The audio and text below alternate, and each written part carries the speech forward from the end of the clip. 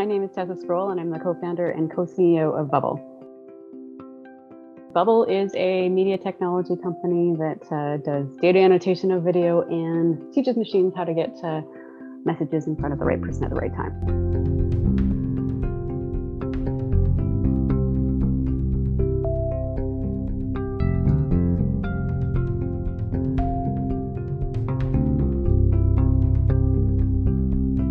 So surround yourself with the people that identify your gaps and surround yourself with the people that are able to fill them most effectively. And our data scientist, she comes from a very different perspective. I'm like a middle-aged white woman in downtown Toronto, and so I have like incredibly myopic sort of perspective of the world that is not challenged by lots of things. Our data scientist is incredible because she's always like, what about this? What about that? Because she comes from a very different experience and background, and I love that about setting up our team that we have now to try to, as you're identifying the people that you don't have or the talent that you don't have, also be thinking about the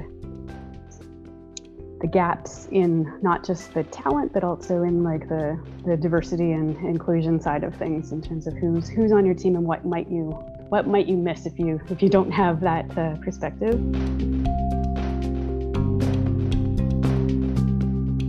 So my co-founder and I, that is one of our main points as we're looking for new talent, is trying to think about okay, how do we expand it? First of all, what is the role? Like I described earlier, what are we missing in terms of talent, but then what are we missing in terms of voices in the room as well? That's constantly something that we're considering as a new role is identified as something that we need to fill on the team. And then also the other thing that we do too is try to get all of our employees to be doing other things too that they're interested in. So, advocating for people. But even before COVID, everybody was working from home or worked remotely. And so one of our guys, his passion is travel. So he'd be like, "Can I go to? Gosh, I missed this actually.